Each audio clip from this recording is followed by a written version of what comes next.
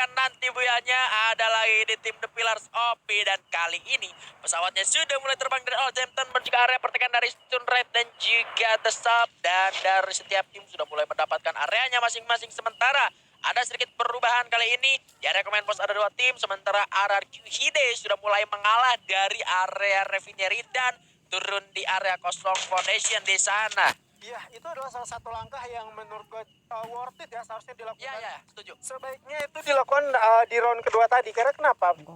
Yang emang kita ketahui untuk RRQ ini menurut gue cukup lemah untuk di early. Ketika mereka kekurangan segi resource senjata. Dan mereka sebaiknya melakukan speed dengan cepat ke daerah yang kosong untuk memanfaatkan resource senjata. Apalagi foundation ini tuh emang kosong dari hari kemarin. 2 kali foundation itu kosong. Hanya saja foundation itu bakal terisi ketika zona keduanya itu udah muncul. Karena biasanya yang bakal rotasi ke arah sana itu adalah first riders juga. Nah, tapi ini ya bisa dimanfaatkan oleh anak-anak dari tim RRQ Hide. Sementara kalau kita ngomongin soal West Bandits lagi-lagi di drop zone pertamanya, entah itu di map manapun, kadang-kadang selalu saja mereka nggak bisa tenang setelah kemarin. Ada gangguan juga, kali ini mereka harus bertempur bersama dengan Aura Esports, Aura Ignite, dan mendapatkan bos blood terhadap Elzia ternyata Azure. Iya betul banget, Elzia dan juga LX7 ya berhasil didapatkan pria idaman wanita. Emang bener-bener idaman kali ini karena berhasil mempick up shotgun di depan pria idaman wanita yang terjatuh. Namun ada shotgun yang bakal berlawanan aja dengan no vector kali ini. Rosman bakal coba untuk melakukan pergerakan yang masih sebelah kiri. Oke. Itu dia berhasil dibokong oleh Amek sehingga Amek menyudahi peperangan kali ini, Bigan. Ya, sebuah kesulitan dihadapi oleh anak-anak dari West Bandits Esports yang mana rupanya lawan yang mereka hadapi adalah tim Aura Ignite yang benar-benar kalau boleh gue bilang selama 4 round berlangsung tadi Aura Ignite masih agak kesulitan untuk bisa mendapatkan poin maksimal di setiap roundnya. Tapi ini adalah asa yang harusnya bisa dimanfaatkan oleh tim Aura Ignite. Dengan berhasil mendapatkan 4 poin eliminasi di awal, mereka bisa lebih nge-secure ke arah zonanya untuk menit-menit ke depan. Dan ini bakal menjadi sebuah angin segar untuk tim Aura Ignite seharusnya. Karena kalau kita ngelihat di klasemen sementara sampai ke round keempat, Aura Ignite ini masih ada di posisi ke-11, baru mengumpulkan 17 poin sejauh ini. Dan ini ia masih bisa untuk ngerangsek lagi sampai ke 6 besar. Seharusnya kalau misalkan Aura Ignite bisa memanfaatkan 2 round terakhir yang mereka miliki. Tapi memang dengan kondisi dan juga situasi serta keadaan yang sangat-sangat sulit tentunya. Karena nggak ada tim yang mau tusun, bro. Ya betul banget, nggak ada yang mau tusun dan bahkan bisa dibilang semua tim itu pengen dapatin poin placement sama seperti Eko yang udah koleksi 71 poin selama 4 round dan disusul oleh Onyx Olympus 57 poin. Ini artinya poin dari si Eko ke Onyx Olympus itu terlalu jauh dan apalagi ke EVOS Divine sangat jauh. Ya sangat-sangat jauh. Ini juga bakal sulit buat disusul kecuali emang bener-bener si Eko-nya ini ditusunin. Tapi ya mau gimana, nusurin Eko itu tidak semudah Anda membalikkan telapak tangan gitu. Eko ya memang mau di awal kuat gitu, kalau udah ke mid game ke late game-nya apalagi. Mungkin kalau kita bahas-bahas hampir sama kayak siapa ya kalau di divisi kedua kemarin ya, GRC ya. GRC. Mungkin hampir mirip-mirip karakternya kayak GRC di divisi 2 gitu. Ini kayak GRC versi divisi satunya kayak Eko Esports lah. Ibaratnya kayak Edut ini adalah Lim kalau kita nonton kemarin-kemarin ya, dengan betul. komposisi yang hampir sama juga. Bedanya ya memang ini the next levelnya untuk JRC, yang mana JRC sendiri untuk di depan bakal main di divisi 1 ya. Dan benernya kalau misalkan dari kedua tim ini ketemu lagi di panggung yang sama. Tapi kalau ngomongin soal Eko Esports yang tadi kita bilang harus benar-benar ditusunin, sekuat apa coba kita lihat. Tutnya aja udah dapat 8 kill. Buset, di round sebelumnya. Dan sekarang nih baru menit 4 mau masuk menit ke-5, granatnya udah 10 coy. Hati-hati ini waspada. Kayaknya yang harus ngomong waspadalah itu tim Eko. Iya, Sidut yang harusnya ngomong ini, Pak. sih yang seharusnya ngomong waspadalah. Granat gua untuk early udah 10. Lah itu dia. Bagaimana nanti ke mid sampai late game? Wow. Aduh, ini baru 5 menit loh. Rotasi mereka baru 5 menit ya kan, ini itu artinya gitu kan. Ini kalau misalkan udah beberapa menit mereka udah dapat kill, dapat lentingan dari mayat-mayat lawan yang udah berhasil dia kill ini. Ya kali granatnya nggak nambah gitu loh kalau mereka ngeloading gitu ya kan. Aduh, ini baru 5 menit udah 10 granat, gimana kalau udah 10 menit ya kan. Ya, set. Ini itu benar-benar kayak teman lo dapat granat itu dikumpulin semua diturunin, dikasih sama Adet ya kan. Diserahin ke Dut karena emang Dut ini ada Grenadier yang menurut gua bakal menjadi baunya sih kalau dia emang konsisten. Semoga aja dari gameplaynya itu bakal naik. Ini menjadi bau-bau The Predator sih kalau gua ngelihat ya untuk sementara, karena bisa dilihat juga dari beberapa kill atau hampir bisa dibilang sekitar 30% kill yang dia berikan untuk timnya selama 2D kali ini. Terbukti kali ini juga mereka udah set up. Nah, ini POV Bigan yang cukup menarik. Ini adalah coach room atau pelatih untuk mengamati masing-masing timnya mereka. Nah ini memang yang perlu kita ketahui juga di belakang layar, bahwasanya memang dari setiap tim kan ada coach, ada analis dan yang lain sebagainya. Mereka ada di satu ruangan yang sama, saling menganalisa. Mereka juga ngobrol-ngobrol soal rotasi dari setiap tim. Wah, itu juga berbagai dari setiap coach itu benar-benar apa ya, ada merasanya ngelihatnya ya. Persaingan itu hanya ada di panggung. Di belakang panggung mereka tetap berteman, itu yang perlu kita catat. Jadi buat apa kalian di kolom komentar saling ngehujat-hujat kayak gitu, nggak boleh. Tapi kali ini sudah ada yang masuk rupanya, Jure. Ya, itu dia. Wow. Berhasil mendapatkan di mana di belakang sana ada Kyuhide yang udah mulai stay long. Bukan, lebih tepatnya Onyx Olympus yang bakal kedatangan tim tamu. RRQ hampir bisa dibilang satu squad berada di atas sana. Island of God yang tadinya niatnya pengen naik ke atas yang namanya tower yang penting di jam harus merasakan kepedihan di HPD sama RRQ Hide yang udah stay long di sana, dan malahan Onyx-nya yang udah mulai mengendurkan serangan. Nah, karena mungkin Onyx juga sadar kalau misalkan di sana itu nggak sendirian.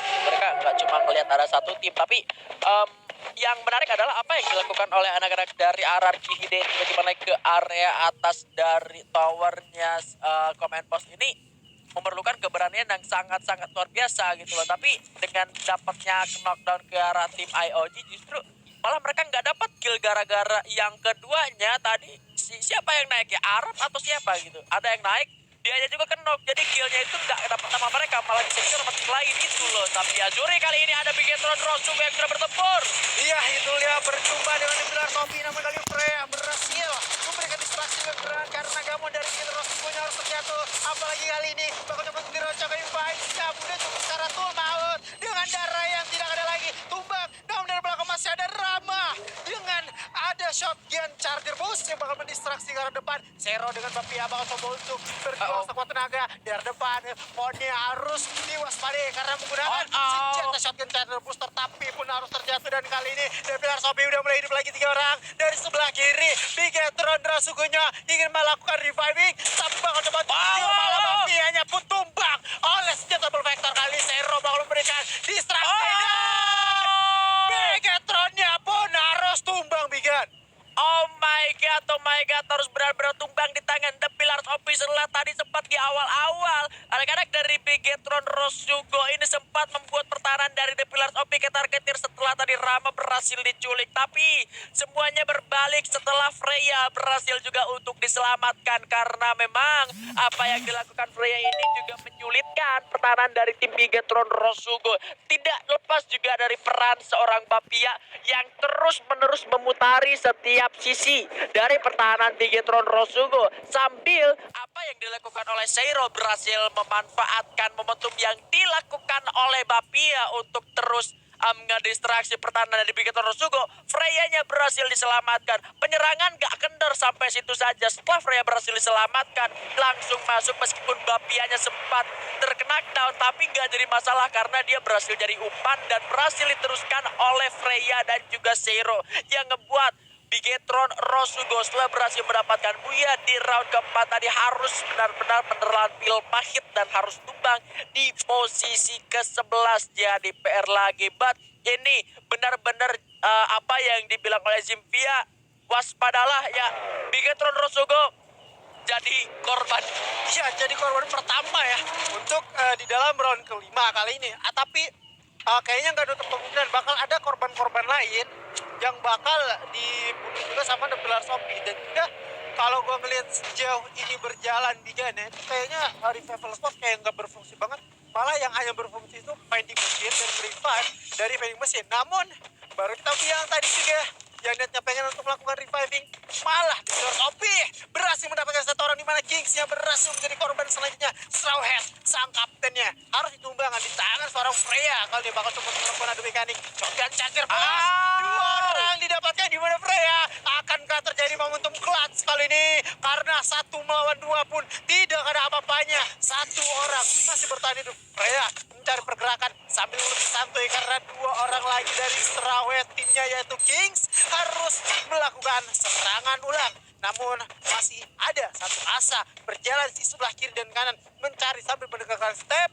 Udah berhadapan 2 orang, satu menggunakan shotgun charger boost dan satu lagi menggunakan double vector. Daripada seorang Freya udah merasakan satu distraksi yang menurut gua cukup mengganggu karena darahnya kali ini bakal coba untuk melakukan adu mekanik, tetapi ada mekanik dari belakang. Freya benar-benar harus rehat kali ini dari satu orang di belakang ada Sulit. dan dia Pillars apinya pun harus puas di peringkat ke-10 Bikin sulit mah karena memang mereka sudah kalah secara jumlah player, meskipun kalau boleh gue bilang pergerakan dari Kings pun untuk follow up ini agak sedikit terlambat. Dan apa yang dilakukan lagi-lagi Freya sebagai orang terdepan dari pertahanan tim The Pillar OP ini benar-benar membuat anak-anak dari tim Kings Esports ini sangat-sangat kesulitan untuk nge-take down 3 player sisa dari The Pillar OP itu sendiri. Mereka kuat dengan pertahanan mereka kuat dengan penyerangan mereka, tapi memang Kings nyatanya dengan follow up yang mereka lancarkan meskipun agak sedikit terlambat, tapi masih berhasil untuk menahan setiap damage yang diberikan oleh Freya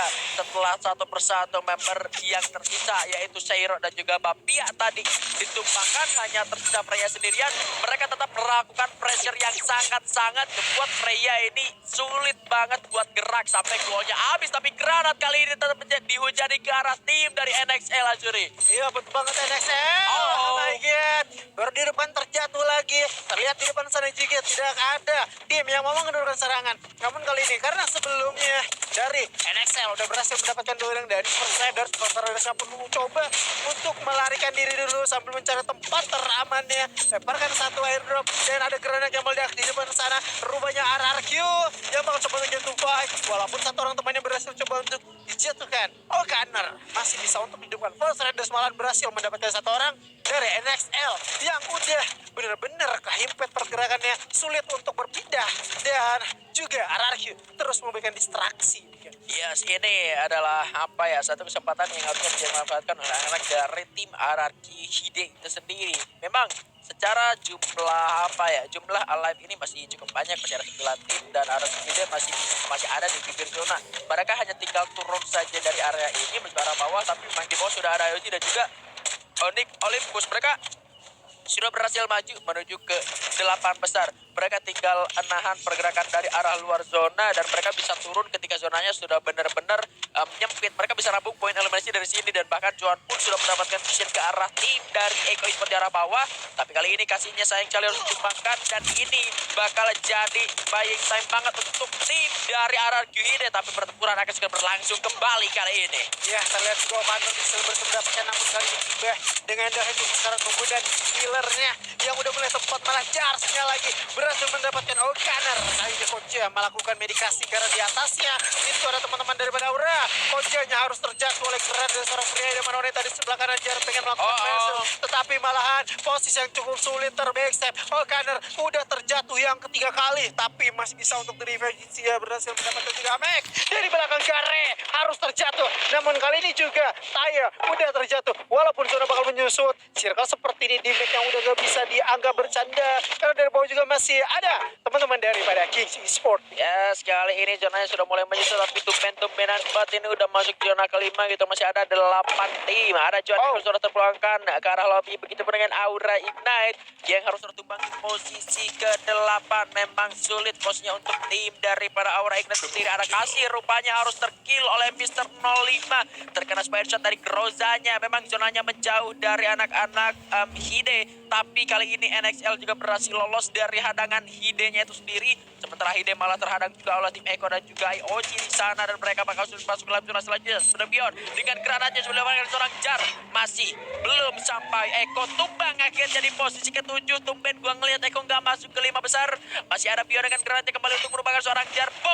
Berhasil lagi ditumbangkan oleh seorang Beyond rupanya Zuri. Iya, terlihat penggunaan granatnya Yang pertama itu cukup miss, dan yang kedua udah on point dan kali menyisakan dua penggunaan yang bakal bertahan, namun di mana sana penggunaan satu triple hook hanya menjadi malapetaka bagi seorang Gardo mengantarkan nyawa kepada MR05. 5 poin eliminasi kali bakal coba untuk diamankan. Quadra kill udah buat diri sendiri, namun Onyx Olympus yang ini melakukan skill ke depan malah udah dihuni juga sama teman-teman Kings, namun dari belakang masih terlihat juga tembakan yang udah cukup cepat, banyak banget menguras darah dari awal depan. Ayo Ci, back bakal coba untuk menembak, tetapi MR05 memberikan visionnya kali ini kan. Yes, masih ada 5 tim tersisa, 11 orang yang masih hidup. Pushnya rupanya harus bertumbang di posisi kelima kali ini, menjadi asa untuk tim EVOS Divine. Begitupun dengan Island of Gods, tapi satu orang dari Rachel cukup sulit. Kings tumbang sudah di posisi keempat. Island of Gods masih ada pilotnya, berhasil ditemukan seorang Abax. Rupanya Jafranya sudah mulai hidup kembali, baru aja turun, belum dapat senjata juga, bercuma pistol doang.